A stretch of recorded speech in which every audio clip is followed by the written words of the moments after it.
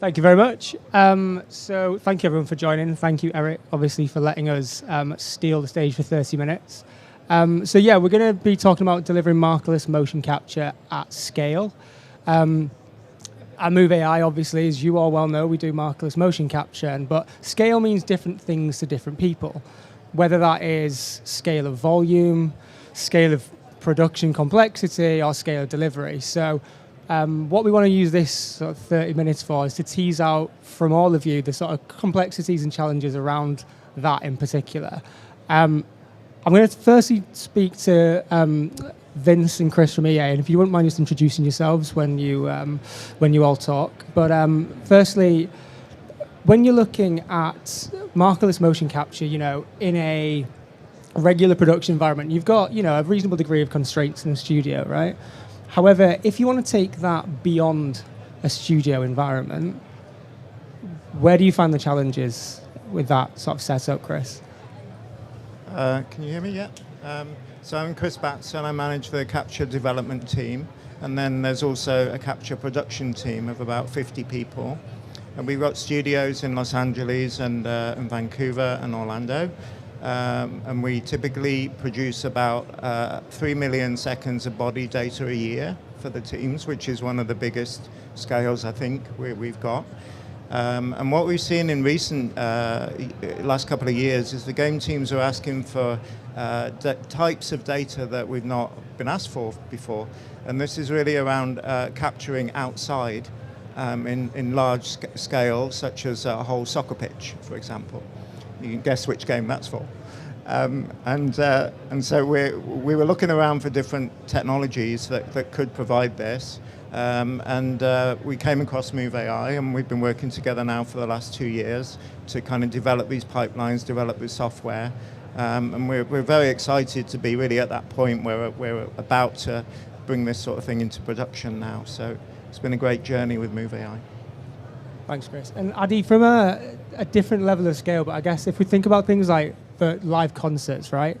That has both the scale of production and still scale outside of a studio, right? And in terms of from a disguise perspective, how would you approach that in terms of markerlessly mocapping a live stage performance? Yeah, great question. So for us, a big segment of our company is live events. And it just kind of lights up my mind when I think about the possibilities of using Move technology for live events. Motion tracking for, performers that are on stage, and to do it consistently across 300 shows around the year, around the stages, that scale.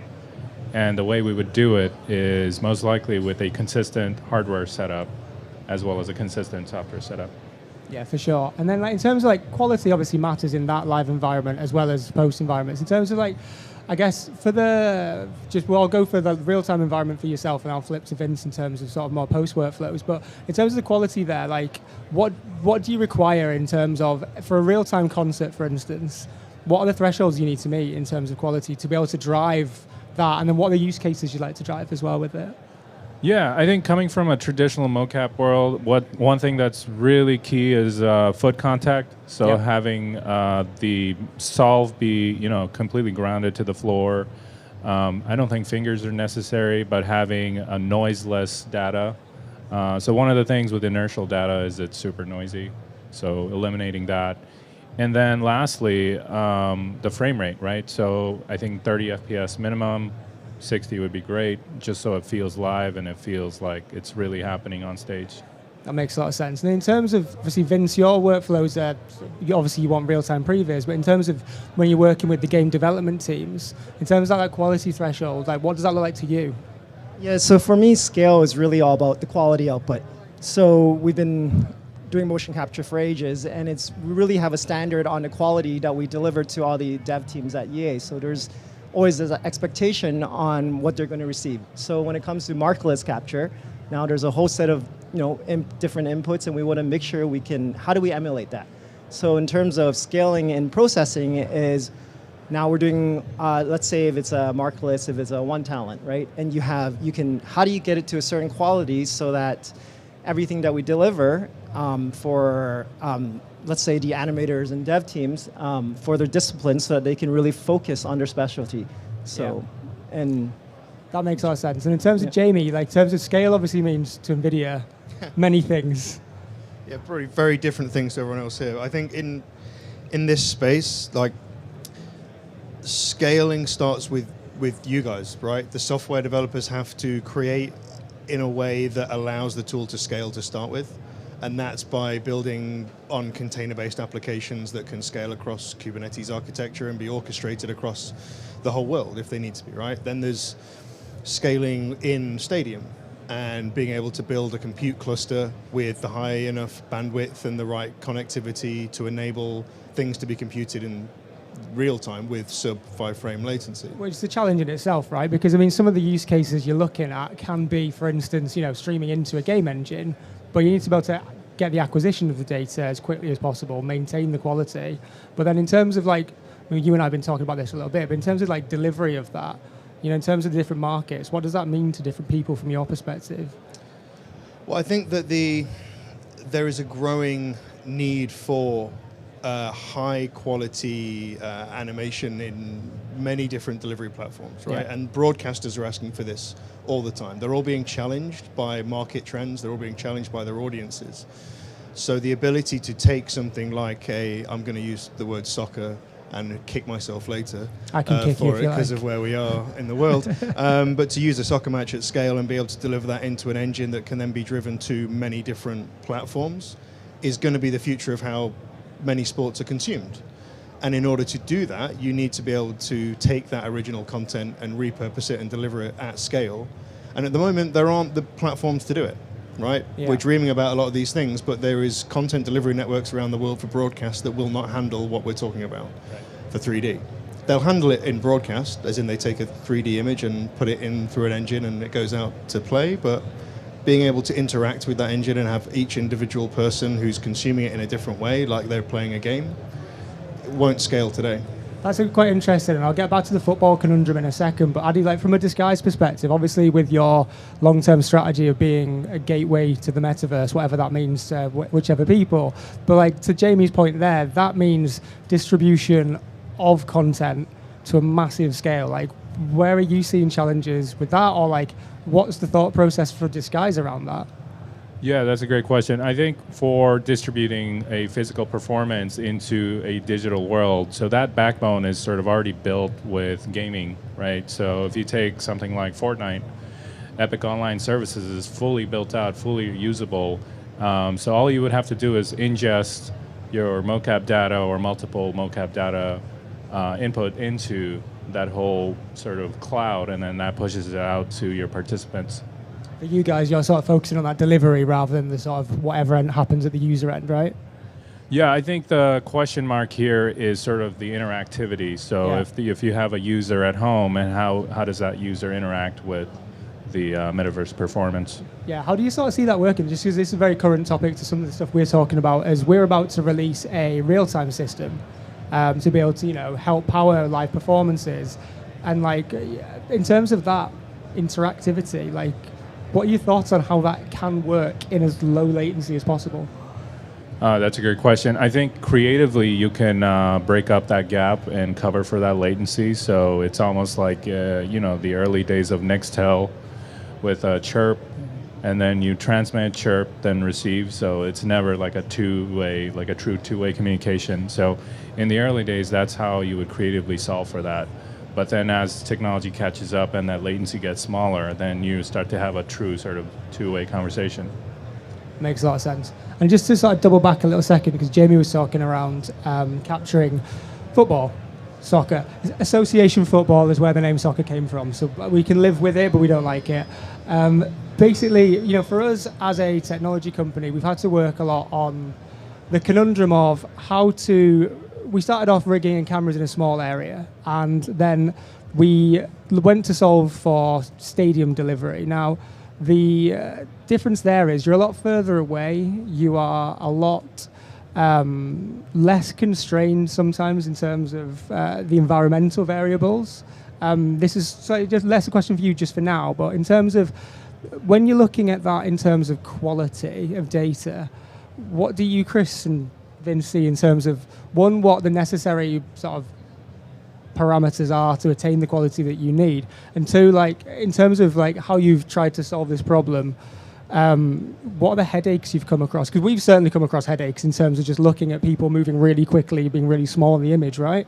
So like from your perspective, like what do you see as in that messy environment, the challenges to attain the level of quality that you need? So I'll talk to the acquisition side first, and then we can talk to post. Is that working? Yeah. So on the acquisition side, it's very important to get sufficient pixels. Otherwise, you can't decipher that image into a 3D animation. So we've done some tests with GoPro cameras in a small volume, but as we went outside, we need much higher resolution.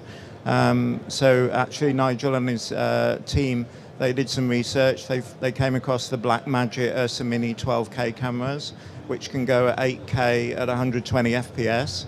And that's it obviously creates a lot of data. With 12 cameras, you get 48 terabytes after 2 hours. So that's something we're going to have to wrangle. But that's the way we're going to get the resolution we need to create 3D animation at a distance. Yeah, so just kind of back to the scaling and the quality, right? Like, just the larger we go, the more players we're capturing. If you go to 2, to 5, to 10, it just introduces a lot more room for error. So a lot of room for error, for example, all the multiple interactions you're getting from the player, there's more occlusions.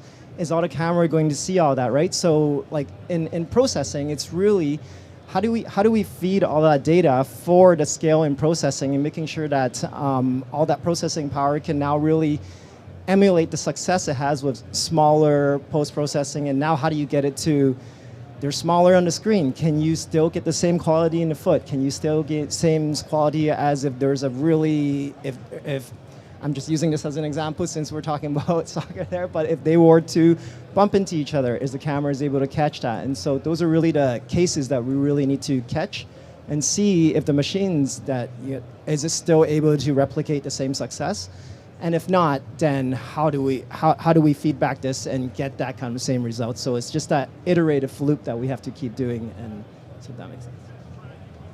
Cool. And there's a couple of ways to solve this, right? One is more cameras. Another one is higher frame rate. Let's say 3 ways. And obviously more pixels, right?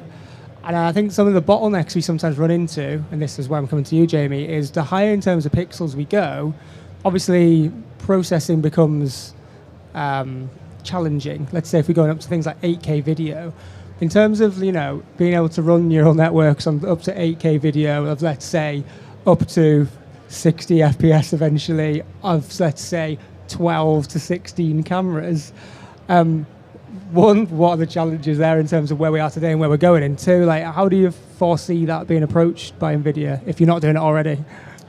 Well, I mean, one of the things you do there is not process all those pixels, right? You're selective over what you need to process, and I think intelligent people like you guys will start figuring out how to, adapt and increase efficiencies in the data pipeline, right? We can push as many pixels and as much data as you want from the cameras available today down a 2110 network stream and put it into a very well-designed piece of hardware, but the economics will fall over at some point.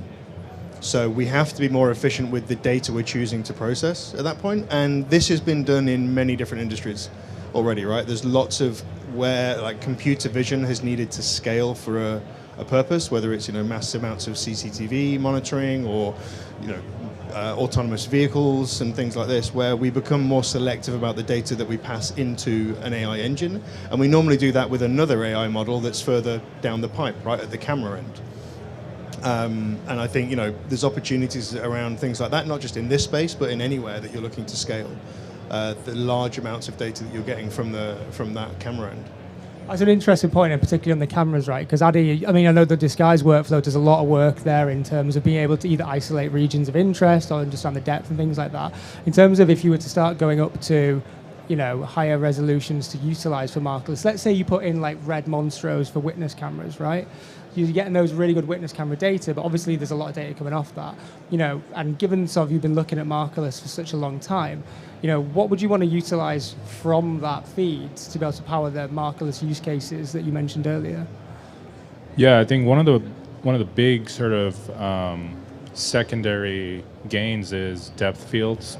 Yeah. So having that many sort of perspectives and then utilizing maybe some of the same framework, AI framework, you can have a good idea of where they are in space and where other things, other non-moving objects are in space, and then have that sort of knowledge feed back into the visualization. Yeah, and then so I guess like with that knowledge as well and the visualization, what can you foresee being done then with either the motion and or the graphics within the scene? Yeah, so you can actually do a lot of procedural content generation right there on the spot. So it's really, creativity is sort of the ceiling. Right now, in real time, you can do smoke, fire, and all those heavy particles that were completely impossible to do. And I think you can also unlock a lot of storytelling tools as well. That's cool. I mean, creativity is like obviously one of the key parts of everything we all do. So it's quite a good segue in terms of that. In terms of new use cases, there's some use cases we've mentioned already there. Like you're talking things like particle dispersion and or things like shadow casting, right? There's some obvious ones there, but are there any like new use cases you can see coming down the line that maybe you don't want to give them away, but you can say? No, I mean just brainstorming here. I think during the sort of the VR days from the last 10 years, there's a lot of interesting creative use cases that were used in VR, but most people never got to experience them because they never put on the goggles. Yeah. And I think a lot of those creative mechanisms could be unlocked on a stage in front of 20,000 people. And I think that could unlock a lot of interesting ways to tell a story or experience a concert. Yeah, that experiential side of things where you can actually get either like gesture-driven graphics from the performer themselves that you can view in concert. Right. It'd be very, very engaging. And then you can even add another layer of complexity to that will enrich it even further, which is the user at home through the internet can then interject and add to the interactivity on set. I had this idea of like flares are obviously very dangerous, right? But imagine if you could do some gesture-based stuff in the crowd where you could just do virtual flares and everyone's Exactly. As a football fan, flares mean different people to different things, but obviously do not use them. In terms of use cases, thank you, Addy. In terms of use cases, like on a more video games perspective, Chris, so from a wider video games market perspective, what do you see as use cases that are sort of being unlocked with Markerless, both at scale in terms of distribution, so more people having access than ever before, but also scale in terms of volume?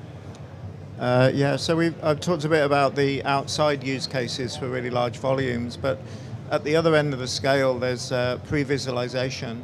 So for a long time, enabling a particular game team with a mocap system has been quite expensive.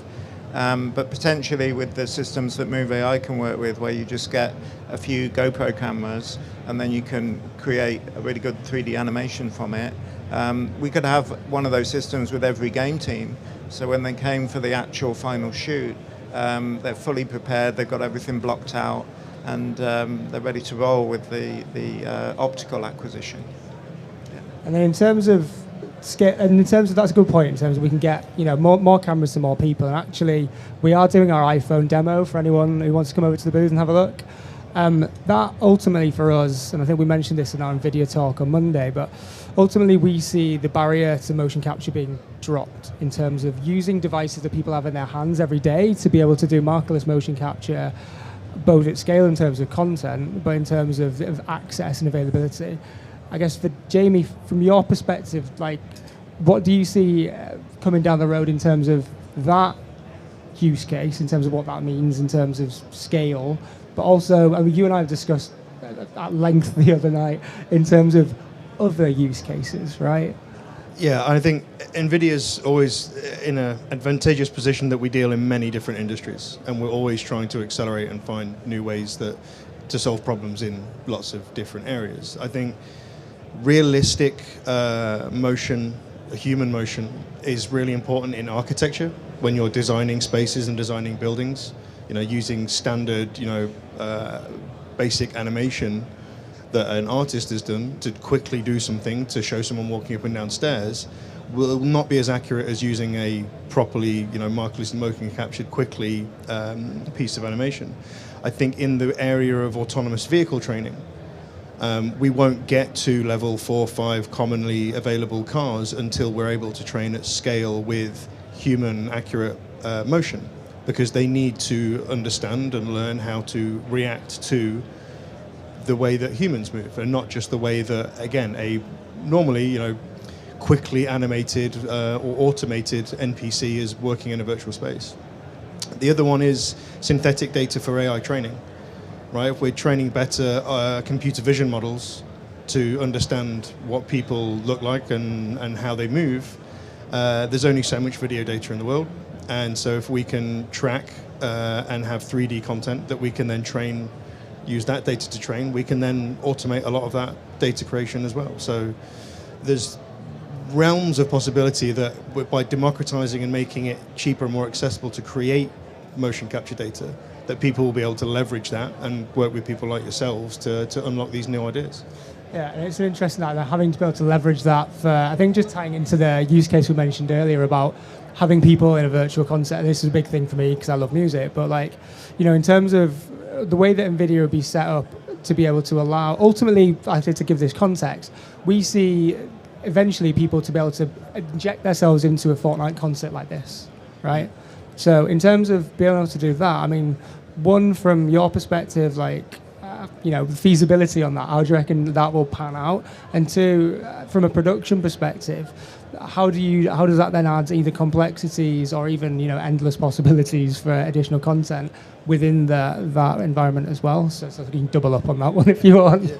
I mean, from that pipeline point of view, it's something you can figure out. Yeah. There's bottlenecks that are going to be there around the latency of getting the video to where it's going to get processed, and how quickly that then lands into the engine that it's being delivered back to you or to someone else. These are all things that will be overcome with 5G, with more powerful processors in the cloud, with better edge computing at telco sites, with people like Epic and Roblox and us building better, what are today cloud gaming platforms, but in the future will become cloud content rendering platforms, right? For gaming, for metaverse, Web3, whatever you want to call it. So all of those problems that would present that to that idea today will be overcome in the next, 5 years, he says, confidently. Confidently and in public on camera. I think from a production standpoint, we're already there as far as animation rigs goes, rendering quality, shaders. It's all ready to go. The only key piece that was missing was getting the input data. Yeah. Because mocap is just so difficult, right? Yeah. You need the cameras, the suits, and so on. So this is the missing piece, and I think this will really unlock some cool things very, very soon. Yeah, it's got quite a bit of potential, as we seem to be finding out on a daily basis. And then another terms of things for us in terms of strategy, and this will again mean different things to all of you, but coming down the road to Jamie's point around Web3 and to sort of the prevalence of digital worlds, let's say, or people's necessity for motion for different use cases. And this is a general question to sort of throw around to all of you, but we see a need in the market for motion as an asset class to be able to power many different use cases for many different people. I guess my question there is, when you take the phrase motion as an asset class, from your overlapping but different industries, what does that mean? I'll start with you, Addy, because you've got the mic already, but I'm going to ask the EA guys a similar question on the same level. I mean, a standardized rig is probably the most basic thing. We should all just agree on one type of rig that could work for maybe 5 different industries and another rig for 5 other different industries. Everyone's laughing on the rig sides. Yeah. We were just laughing because we want a standardized rig as well. And Jamie's having a problem with standardization at the end. So. Yeah. I think within the environment of EA at least, standardizing animation, standardizing rigs, creating databases of animation that can enable machine learning research in the future. Those are all trends that certainly we're seeing across all the game teams. So I think that's just going to continue. Really. And do you see that sort of being just a wider adoption across the industry in general? I mean, obviously, you've got the big players will do it ultimately, yeah. right? I mean, it started with Washington State University with motion graphs and motion fields, and then Ubisoft were doing motion matching, and we're developing similar technologies within EA. Yeah. And it's just going to get more and more, and look better and better and more natural. It's and I'm sure Jamie's at the at the And crux Jamie, of all in that. terms of the sort of that marketplace access, in terms of the way that you're set up at NVIDIA to be able to do that, like how the delivery of that. And Vince, do you want to jump in? I was just going to talk about like delivery outputs. There's so many different formats, Yeah. and multiple teams using the expectations very different. So, kind of goes back to the rig standardization. I mean, as a industry, to have a standardized rig, I mean, I'm sure every single company is already trying to standardize their own rigs. Yeah. And again, let's say you do standardize it. Now, how every company has a ton of animation assets. Yeah. How do you retarget all of that onto the I was next? about to say that retargeting, right? Like that's a big, so not problem as such, but it's a skill, right? And there's It a way to do it. And there's ways people do it differently. Like And you do it extremely well. But sometimes with animation data, what we can see is falling down as the retarget stage in terms of that. I mean, So that's why it's almost not even just talking about, okay, you get a rig, we can share it, but it's how do you set up this rig, and how do you do it in a way that can set yourself up in 5 years so that you can repeat this process when there's better ways to create rigs, and now you're going to do it again. So there's just a lot to think about in that aspect, right? So yeah, it's almost like you need a platform to be able to facilitate that, Jamie. Yeah, yeah. I think the dream that people are setting out right now for interchangeable assets in virtual worlds, whether it's a consumer or an industrial use case, only works by standardizing everything that's going to move between those worlds. And one of the things that's definitely going to have to move between those worlds is the animation that you've chosen for your character, your whatever it is. And you're likely going to be moving today from, you can't translate from most engines to other engines because of those problems. Not just rigs, but materials, shaders, everything. We're doing a huge amount of work, as many, the people in the industry are, around what can we do with standards. The USD Council is happening right now here at Siggraph, where between us and Pixar and that consortium arranging where we're going to go with USD, where we're going to go with GLTF, where we're going with shaders and MDL and Material X, and how all these things are going to fit together, not just for the visual effects industry, but for many industries, to be able to interchange assets easily. And I think motion is a massive part of that, because otherwise you've got virtual worlds with loads of people not moving, and that's not very interesting, right? But in order for that to work in the dream that everyone's talking about, rigs have to be interchangeable. Motion has to be interchangeable and accessible and easy to make, which is the problem that you're solving. Yeah, and in terms of, I'm conscious of time, so I'm going to start wrapping up shortly. So I'll give you all a question, more of a challenge to Move.ai more than anything else. What's one thing that you haven't seen motion captured on humans today? Because everyone says capture a horse, and we will, but give us time. That you haven't seen done that you think that you can lay down a gauntlet for Move.ai to be able to capture? With Markerless or any type of motion capture? Let's go Markerless for now. Breakdancing. Okay. Watch this space.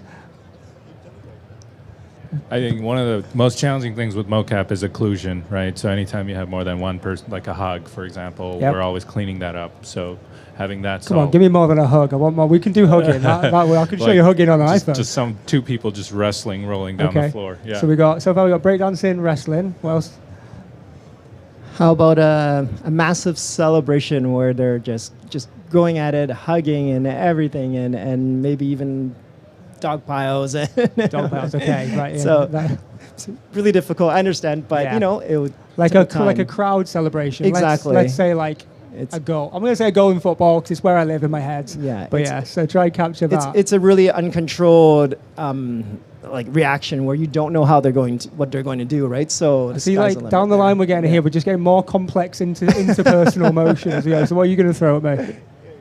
Well, I was going to say dog piles. In the game like Madden, where lots of players pile on top of each other, that's extremely difficult, and that's the sort of data Vince has been dealing with over the years. Okay, so the challenge is laid down there. I'm actually going to start to wrap up now, but thank you very much to all of you. In terms of anything else that you want to throw at us Markerless-wise that I haven't asked, I haven't thought of, or that you think that should be noted as part of where Markerless is going to go? I know you've been working on it for a while, right? So what do you reckon?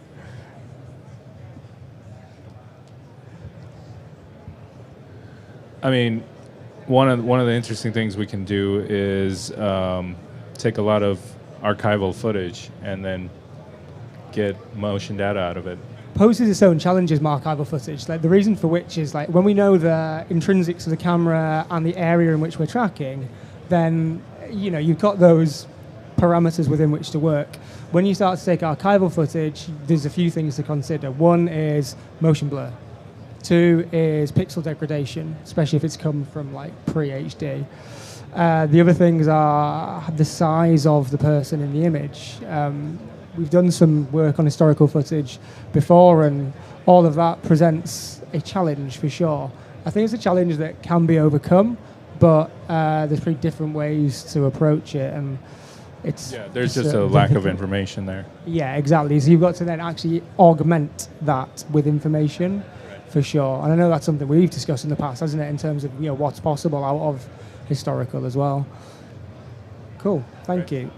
Jamie, anything else? No, I think this is, other than to say, give me the opportunity to talk more, Niall. I know that's why I shouted at you.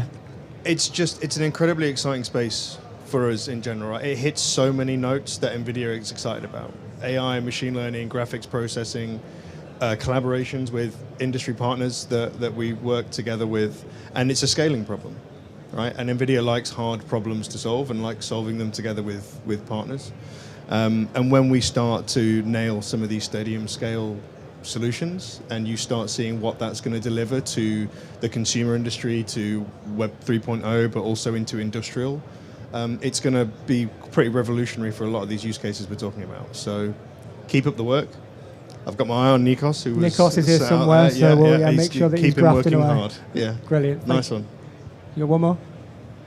Yeah, so I just wanted to say, I threw in dog pile there, but really, like for me, Markerless is really expanding the capabilities of the options for what people want to do in motion capture, right? It's what makes sense. What does it make sense when we do Markerless, right? So I really see it as a cohesive to what we're already doing with our traditional motion capture and its use cases, right? So I'm really looking forward to just expanding that capability once again, and again, just removing the limits that make sense, right?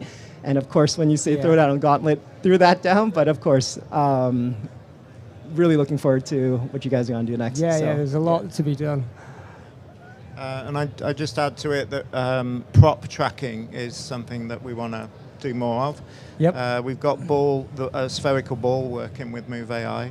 But we want to kind of carry that on and ideally not have to put markers on the props, but it just recognizes the shapes of the props. Yeah, for sure. Ultimately, that's a challenge we will look to solve, and we are looking to solve it, and hopefully we can solve it with the help of all of you here.